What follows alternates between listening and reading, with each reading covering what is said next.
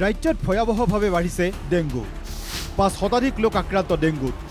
কামৰূপ মহানগৰত সৰ্বোচ্চ ডেংগু আক্ৰান্ত ৰোগী এই সময়ত ৰাজ্যত ত্ৰাসৰ সৃষ্টি কৰা ডেংগু ক্ৰমাৎ হ্ৰাস পাইছিল ৰাজ্যত কিন্তু পুনৰ যেন ডেংগুই লৈছে কালৰূপ মানুহৰ শৰীৰত এডিছ মহৰ কামোৰাৰ ফলত বিয়পা ভাইৰাছৰ বাবে বিয়পে ডেংগু অসমৰ বিগত ৬-৭ বছৰৰ তথ্য অনুসৰি ২০১৯ত ৰাজ্যত ডেংগুত আক্ৰান্ত ১৯৬ গৰাকী ২০২০ত ৩৩ গৰাকী লোকৰ দেহত পোৱা গৈছিল ডেংগু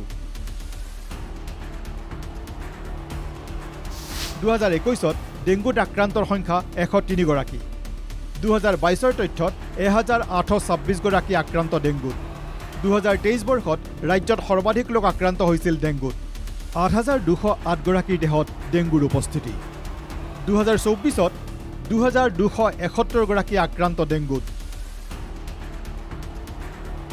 চলিত বৰ্ষৰ আগষ্ট মাহত ১১৮ জনকৈ ৰোগী আক্ৰান্ত হৈছিল ডেংগুত ছেপ্টেম্বৰ মাহত আক্ৰান্ত হয় ১১৬ জন লোক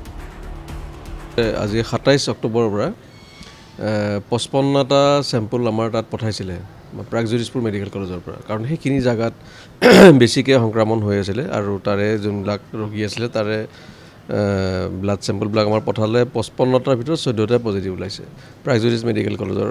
যোনখিনি ওচৰে পাজৰে থকা জাগা ২৭ অক্টোবৰৰ পৰা আজিলৈকে আৰু ধীৰেনপাৰাটো আমাৰ যোনখন মানে FRU আছে তাৰ পৰা আমাৰ চেম্পল পঠাইছিলে তাৰ পৰা ৬১টা পঠাইছিলে 61 তাৰ পৰা ৩টা 3 numbers of cases R positive ৰাজ্যৰ কামৰূপ মহানগৰত সৰ্বাধিক ডেংগু ৰোগীৰ সংখ্যা কামৰূপ মহানগৰত ডেংগুত আক্ৰান্ত ৭৪ জন শিৱসাগৰত বৰ্তমানলৈকে আক্ৰান্ত ৬৩ জন ৪১ জনকৈ লোক আক্ৰান্ত শোণিতপুৰ জিলাত ৰাজ্যত বৰ্ধিত এই ডেংগুৱে চিন্তিত কৰিছে স্বাস্থ্য বিভাগক ডেংগু আক্ৰান্ত ৰোগীৰ দেহত পোৱা যায় প্ৰচণ্ড জ্বৰ তীব্ৰ মূৰৰ বিষ পেশী আৰু চকুৰ বিষ ইত্যাদিৰ দৰে লক্ষণ যেনেকৈ ৰাইজে জানে ডেংগুটো এডিছ মহেদি বিয়পি যায় আৰু এইটো একচুৱেলি মেইনলি আপোনাৰ ব্ৰিডিং যোনটো হয় আৰু যোনখিনি জাগাত মানে তেওঁলোকে বাঢ়ি যায় কণী পাৰে মহে সেইখিনি মেইনলি আপোনাৰ যোনবিলাক জাগাত কিছুমান টায়াৰ থাকিলে টায়াৰতো কেতিয়াবা পানী সোমাই থাকে টায়াৰ কাটি থৈ দিয়ে মানুহে মানে পুৰিবৰ কাৰণে বা ফুল লগাম বুলি ভাবি থৈ দিলে বা কিবা যদি এনেকুৱা বাচন থাকে য'ত পানী জমা হৈ থাকে সেইকাৰণে সেই ষ্টেগনেণ্ট ৱাটাৰত সাধাৰণতে ডেংগুটো মানে যোনটো এডিছ মহ সেইটো বেছিকৈ তেওঁলোকে তাতে মানে কণী পাৰে বা তাতে জন্ম হৈ পেলাই তেওঁলোকৰ সেইখিনি গ্ৰ'থটো হয় ডেংগুৰ প্ৰাদুৰ্ভাৱ বৃদ্ধিক লৈ স্বাস্থ্য বিভাগে ঠায়ে ঠায়ে জাৰি কৰিছে বিশেষ সতৰ্কতা স্বাস্থ্য বিভাগৰ মতে সলনি হৈছে ডেংগুৰ প্ৰকৃতি উল্লেখ্য যে জানুৱাৰী ফেব্ৰুৱাৰী মাহলৈ ৰাজ্যত থাকিব ডেংগুৰ প্ৰাদুৰ্ভাৱ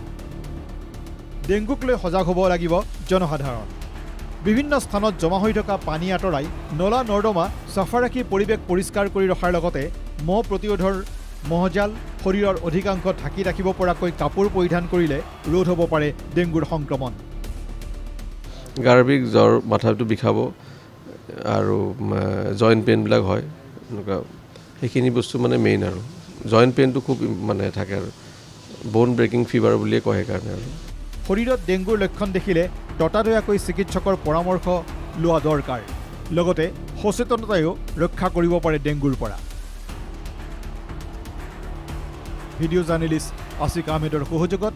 কৌশিক তালুকদাৰৰ ৰিপৰ্ট NKTV+।